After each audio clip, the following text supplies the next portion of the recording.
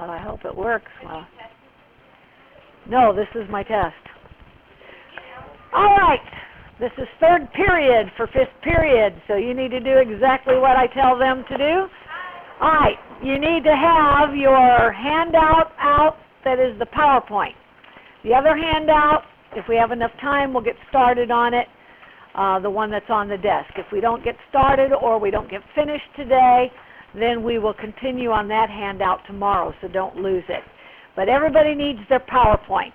I do not expect you to have all of your steps memorized yet, so when I ask you to say the steps, I want you to say them by reading them. By this Friday, I expect you to have the steps memorized. Not to be able to write it out on a quiz or a test, but to be able to work these problems. You've got to know what the steps are. So that's what we're going to be looking at. Okay, let's see. We left off with what step? 3? All right, well, we're going to review the others. Okay, step 1. Let's say it together. Write down the set of contrasting traits. Now, yesterday, did I tell you to add something underneath contrasting traits? Okay, no, that's not what I meant. Okay, so I probably didn't tell you. This is what I want you to write on your PowerPoint underneath where it says set of contrasting traits. You need to write, because this is actually one of those essential terms that I told you to know. Now look at your essential terms from your notes. What term do you think the set of contrasting traits is? Starts with well, you're close. It's the other one. Good. You get 20 scholar dollars. It is phenotype. Contrasting traits is what they physically look like. So that's phenotype. So where it says contrasting traits, write, not that, phenotype. So whenever you're doing step 1, you are writing down what the possible phenotypes are. Now there's something else to step 1. Let's read it together. Assign a capital, that's not everybody, let's start over. Assign a capital letter to the dominant trait and a lowercase letter to the recessive trait. Yes, Terrell.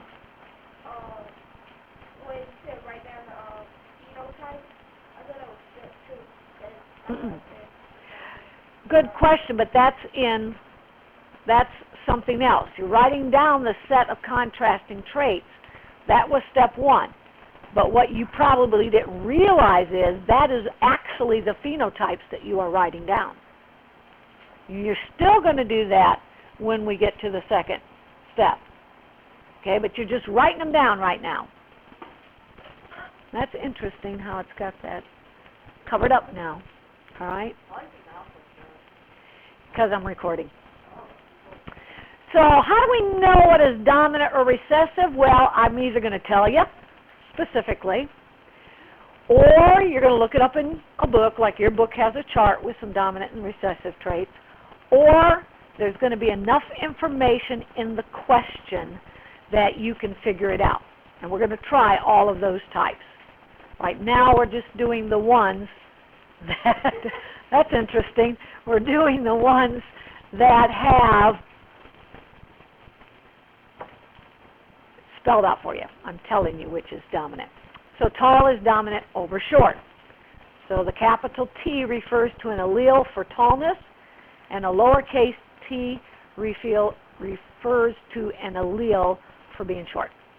Okay, step 2. Let's say it. Write down the possible genotypes and phenotypes. How many genotypes are possible? 3. How many? 3. Good. There'll always be 3. The 2 caps, how do we say that verbally? Purebred, dominant. 1 of each, how do we say that verbally? Hybrid. And 2 lowercase, how do we say that verbally? Purebred recessive. So that's the first thing you do. The second thing that you do is you write down what are they going to look like, their phenotypes. So with purebred dominant, what are they going to look like? Tall. What are hybrids going to look like? Tall. Not tall and short, tall. Because remember, what's our definition for a dominant? It's when you have 2 opposing traits, it's the one that expresses itself. So it's going to be tall. And then the only way we ever get short pea plants is when the genotype is purebred recessive. Now hybrids, they're tall. A hybrid has a dominant gene. As long as they have 1 gene for tallness, what are they going to be? Tall. They cannot have a gene for tallness and be short. Yes. Caleb.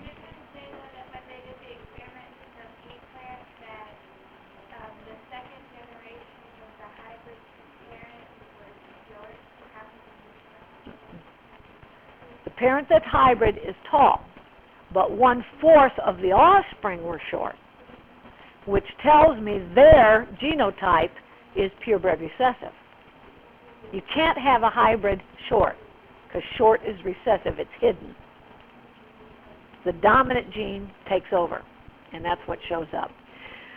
And so we write tall and tall for purebred dominant and hybrid, and we write short for the purebred recessive. So, for if you can't roll your tongue, what if one of your grandparents could roll their tongue, but the other one couldn't, which would make the hybrid? Okay. If you cannot roll your tongue and one of your parents can, or both of your parents can, what do you know if your parents can roll their tongue? Parents can't roll their tongue. Okay, then they're purebred recessive, so the only gene they could give you is not roll the tongue. There's no way they could give you a rolling. Now, with the way that we're going to do this, we're going to do this in a T-chart, which I'll show you when we get to that problem, where we're right, and I just put geno over here and pheno over here.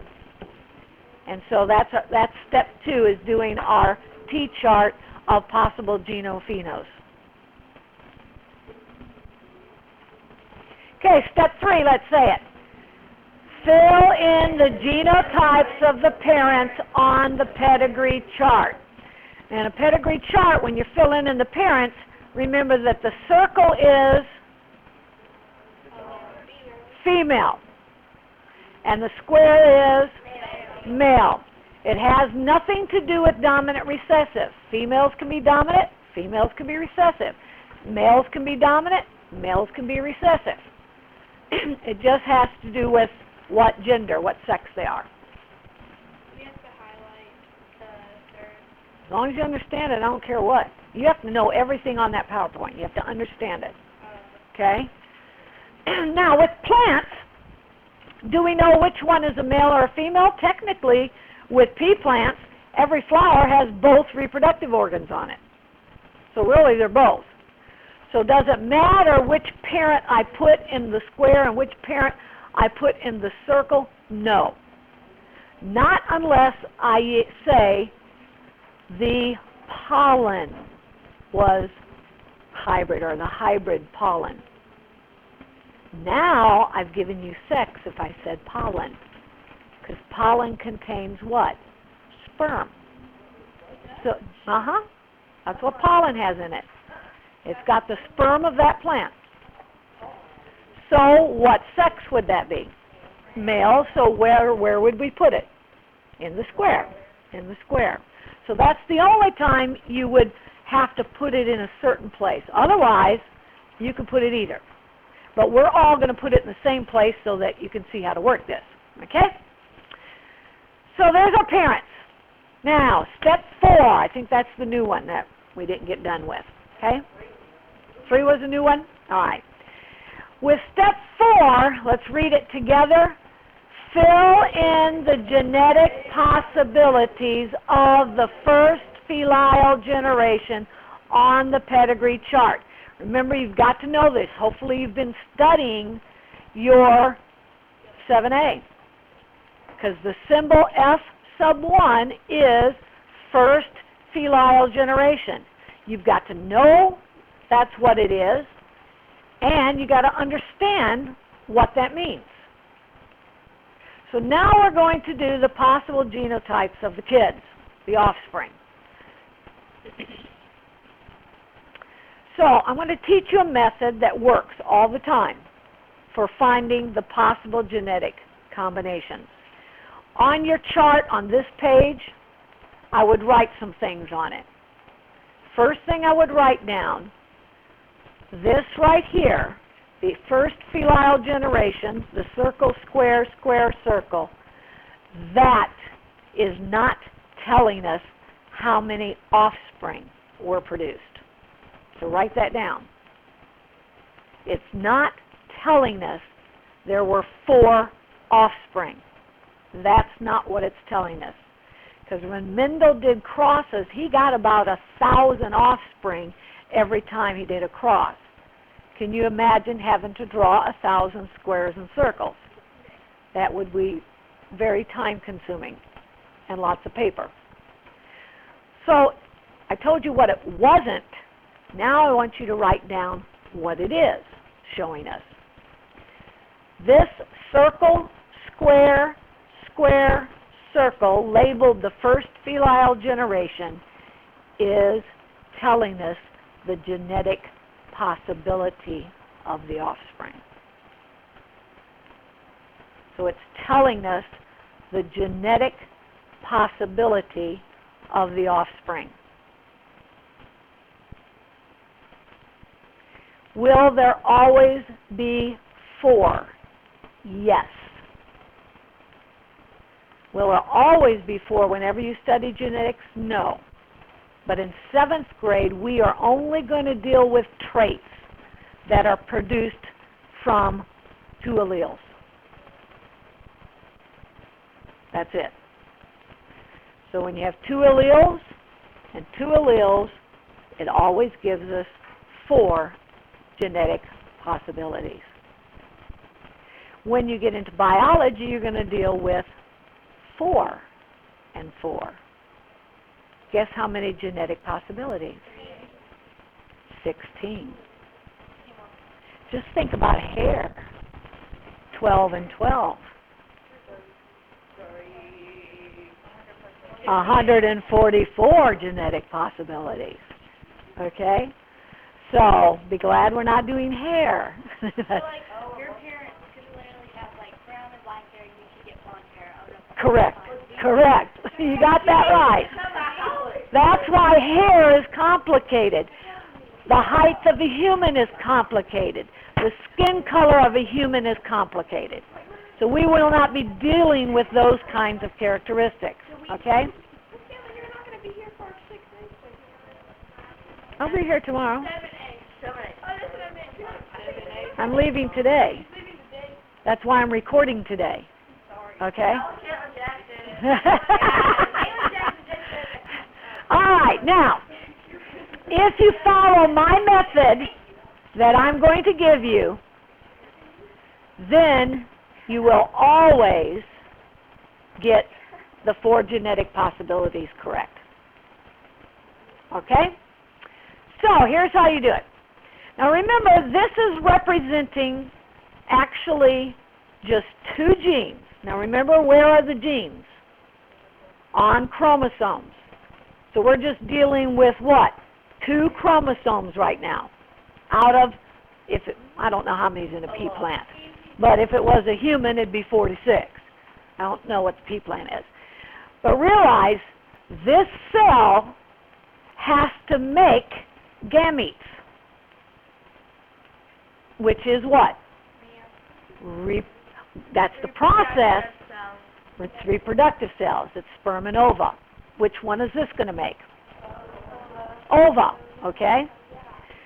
And remember, it's by the process, you got it, Kayla, meiosis. So what happens to the chromosome number when meiosis takes place?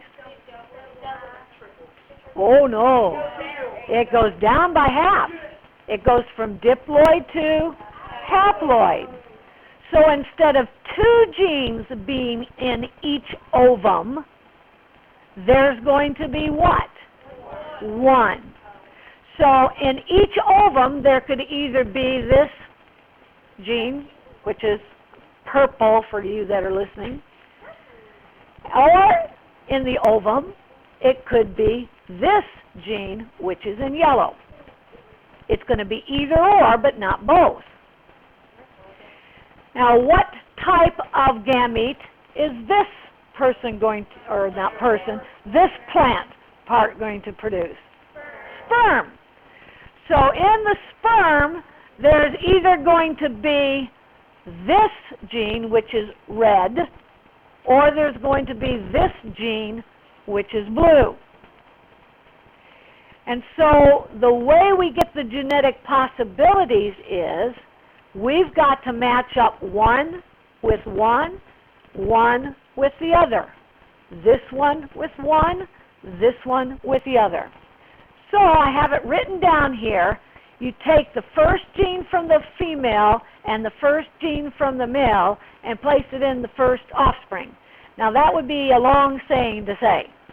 So here's how I do it. You might want to highlight this. First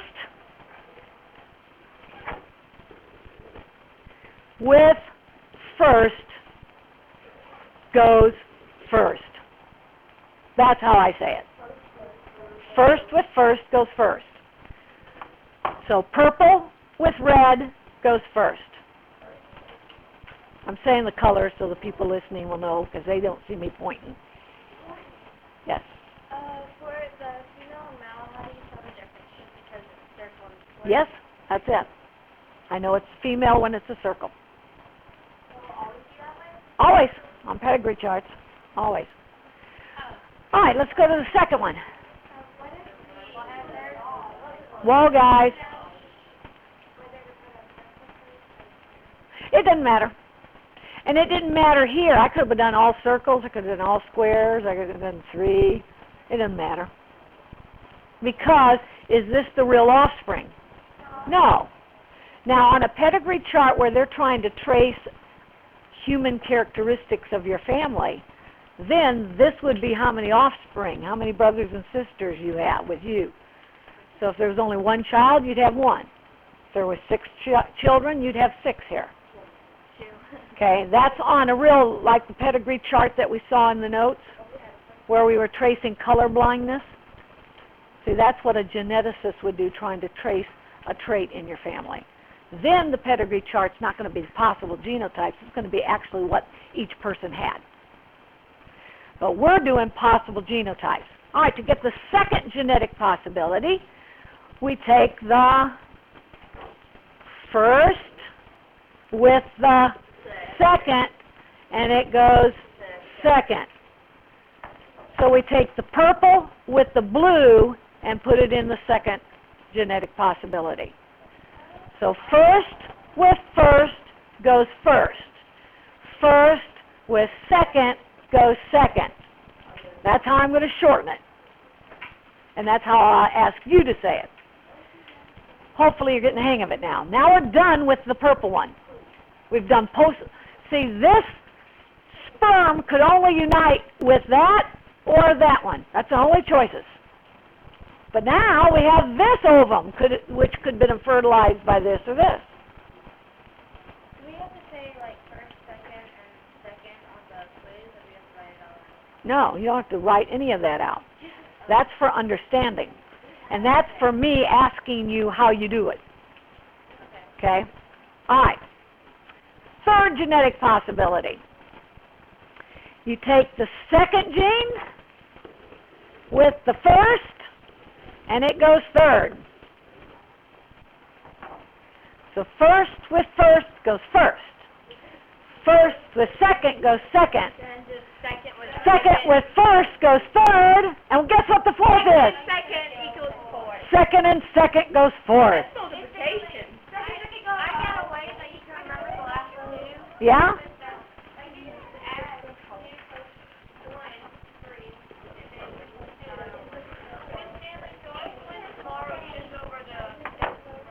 Your quiz tomorrow is over the notes. not this. This is next week's. Okay, yeah, whatever works, Olivia. All right, let's say it all together now so we get it. How do we get our 4 genetic possibilities? First with first goes first. First with second goes second. Second with first goes third. Second with second goes fourth. That's it. So you've got 4 genetic possibilities. Now, look at your very first slide. That had information. So technically it's your second slide. Pedigree chart showed us 2 things. What was the first one listed? That's it. We have just done that. We have written down our possible gene pairings. Right here in step 4, that's when you get that information, the possible gene pairings. Now we have one other thing we have to cover. What's the next thing? No, what's the next thing on the list? On the average. The probability, the average of each of those. So that's step 5, right? So let's look at step 5. Okay, let's say it together. Yes. Step 5, let's say it together. Write down the genotypic ratio and the phenotypic ratio. Now, genotypes. We wrote down the possible genotypes and the possible phenotypes in what step? Step 1, 2, 3, 4. Look in your notes, too. Hey, I said it. Look in your, yeah, everybody's saying everything. Step 2, okay? How many possible genotypes were there? 3. How do we say them? Purebred dominant, hybrid, purebred recessive. Guess why I put them in that order? That's the order you must write the genotypic ratio in. Purebred dominant to hybrid to purebred recessive. So that's why I gave it to you in that order, because you're actually writing it in the order that you have to write the ratio. So if there's 3 genetic possibilities for genotypes, then how many numbers are going to be in our genotypic ratio? 3 of them. So there has to be a certain order that you write those 3 numbers. And it has to always be purebred dominant first, hybrid in the middle, and purebred recessive at the end. Now this is how we say it. But when we look for it on a piece of paper, when I'm looking for purebred dominant, what am I looking for on a piece of paper? 2 what? 2 capital letters. Excellent. When I'm looking for a hybrid on a piece of paper, yes, 1 of each, a capital and a lowercase. When I'm looking for purebred recessive on paper, 2 lowercase. All right. Now looking again at your possible phenotypes, how many different kinds of phenotypes do we have? 4. Read them. Where do you have 4? Look at your step 2. No, look at your step 2. 2. What are they? Tall and short. No, well, tall and short. Okay?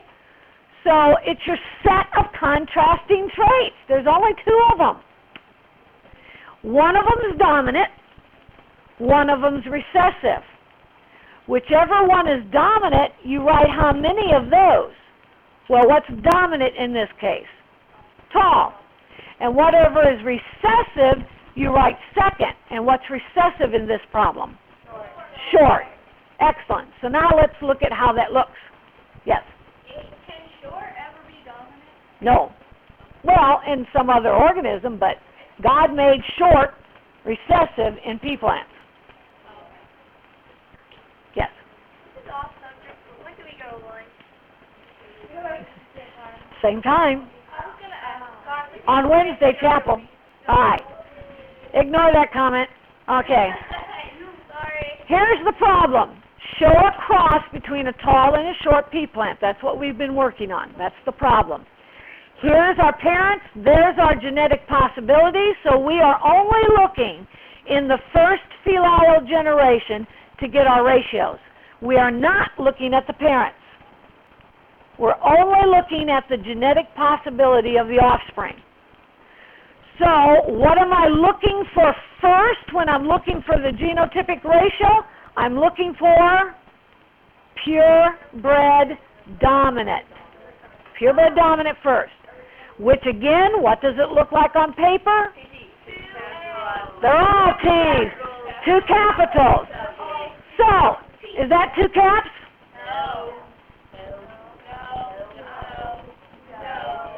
So, when you look at the 4 genetic possibilities, you don't find any that have 2 capital T's. So, we put a 0 down, because there aren't any. Now, what has to go in the middle of our ratio? Hybrid. So, what's a hybrid look like on paper? Capital T and a lowercase. So, let's look at them. 1, 2, 3, 4. We have 4 of them. So 4 is our middle number. Okay, because the time's wrong.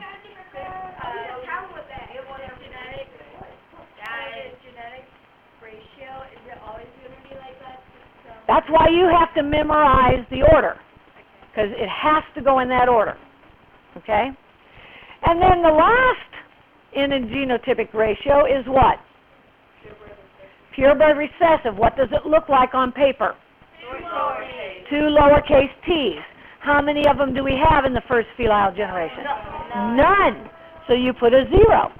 So if I asked you for this problem, what is the genotypic ratio, you'd write 0, 4, 0. And you put colons between them, because that's how you write ratios. Well, if I asked you for the second filial generation, we'd have to do it, and then we would be answering about the second filial generation. Yes, it'll always be 3 numbers. No, is it always going to be those numbers? No. It's always going to be 0, 4. It's always going to be 0, 4, 0, no. But it will always add up to what? 4, because there's 4 genetic possibilities. So if you got 1, 3, 1, you did something wrong, because that adds up to 5. But if you got 1, 2, 1, you probably did it right. Yes?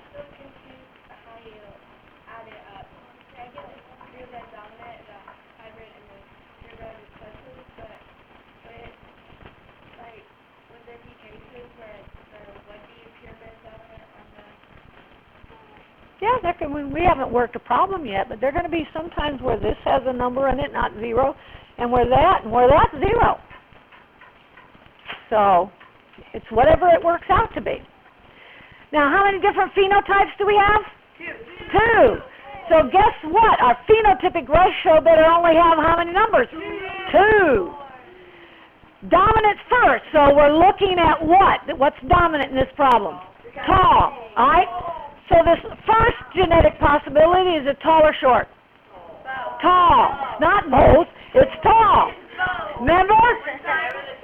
Dominant expresses itself. The recessive is hidden. So this is tall. Second genetic possibility. Tall. Third. Tall. Fourth. Tall. If you've forgotten, go back to your step 2. Go back to step 2. Didn't you write a capital T, lower t, and what did you write on the other side? Tall. Okay? All this is what you have to do to answer questions. Okay, now, how many short? 0. So our phenotypic ratio is 4, 0. And then from that, you would work genetic problems. And we'd ask you questions about it. And you'll see when we start working this next worksheet. Yes? So pheno is just kind of like tall, short? Pheno is what physically is expressed in it. Or it's like physical phenotype. Right. Physical characteristic, phenotype. Genotype, what two genes? All right, now get out your handout. Yes, I'm recording.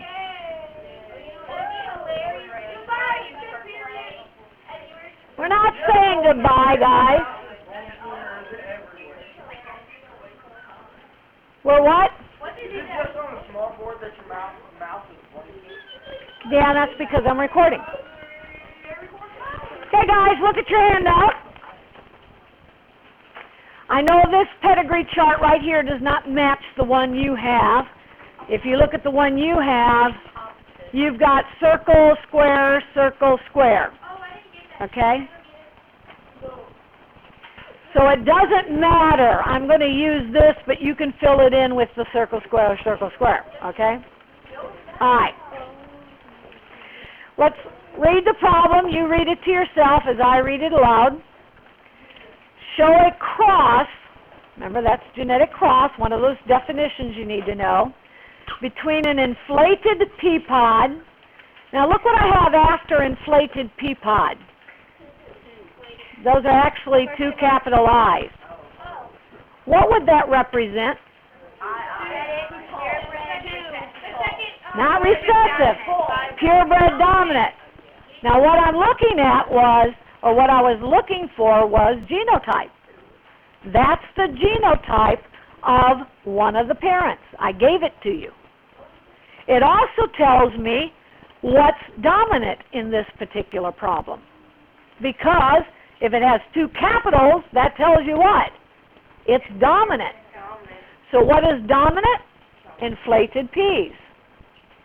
And constricted peas. Now what that means, what it really looks like, a pea pod that is inflated is a pea pod that is like, real big and you can't see any bumps. Okay, so no bumps. It's like it's all blossomed out of here and all pushed out, no bumps. Constricted is when it's in and you can actually see where all the peas are in the pod. You can see the individual bumps of the peas, okay? So that's what we're dealing with. So let's look at your steps, because I'm going to ask you to repeat them and say them every time we do them until it becomes second nature to you. So be looking at your steps. What is step 1, the first part? Write down Say it together. Write down. Good. So reading that problem, what is my set of contrasting traits? Inflated? No, that's genotype. Inflated and constricted. Remember? Guys, you're not thinking. Your set of contrasting traits is phenotype. Phenotype is what it physically looks like. It's going to be words, not genes. So we write down, and I want you to do this right on your chart. Write down inflated, right where I'm doing it, and constricted, and I'm just going to abbreviate, okay? Inflated and constricted. That is my first part of step 1. Now let's read our second part of step 1. Assign a capital letter. Whoa, that's weak. Let's start over, everybody. Assign the capital letter to the dominant trait and the lowercase letter to the recessive trait. So which one am I going to assign a capital letter to? Inflated. The inflated. So put equals capital I. Says a capital letter. Don't put 2 genes, just 1. So what am I going to put for constricted then? Lowercase I.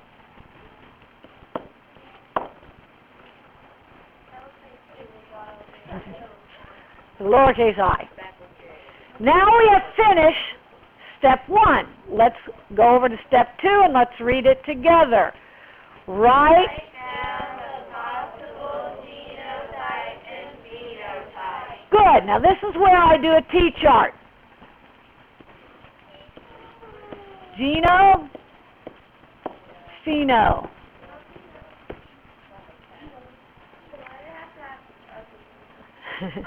How many genotypes are there?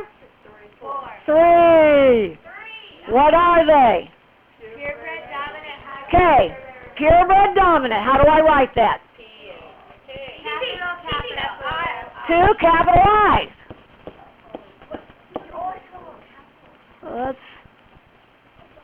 That should be... Why does it have to be capital I? Okay, good question. Why does it have to be a capital I? I mean, like, why the letter I? Because I gave it to you. Well, I think because they gave I gave you the letter I. Okay.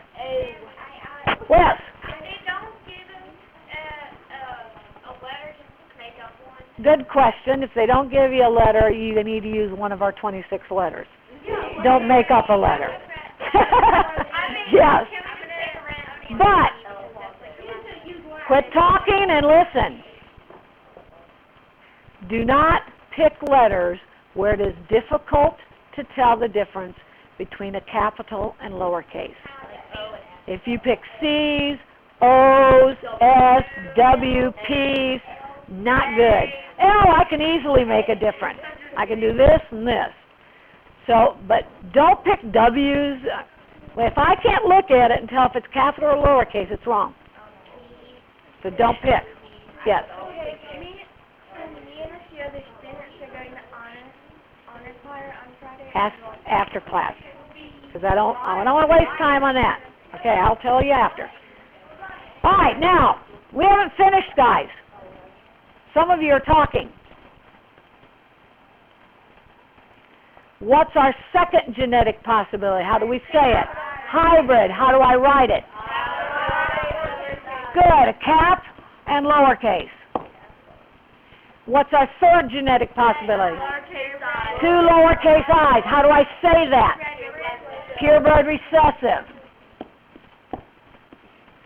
Okay. This first genotype, what is it going to look like?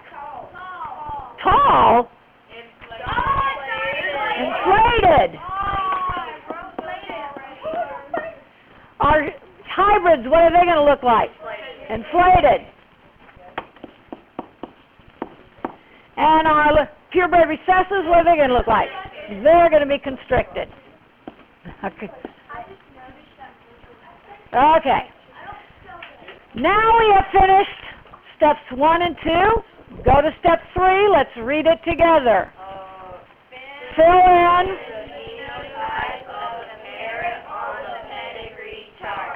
All right, now again, do I tell you which parent is male or which parent is female? No. Do I tell you in the problem? No. So it really wouldn't matter where we put the 2 caps and where we put the 2 lowercase. So which one do you want to do with 2 caps? No. The square? All right. So let's do the 2 caps for Dad. So what's Mom going to be? 2 lowercase. Lowercase i's are awesome. They're better. Okay. Next step. Let's read it. Next step. Number 4. Fill in.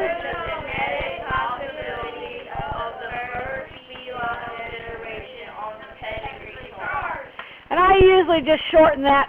Fill in the genotypes of the kids. Okay? Just fill in the genotypes of the kids. And these are the possible genotypes. So let's review.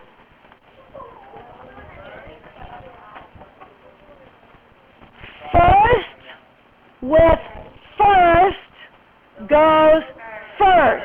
Now, and that's all we have time for. That's all, folks. Hang on to this.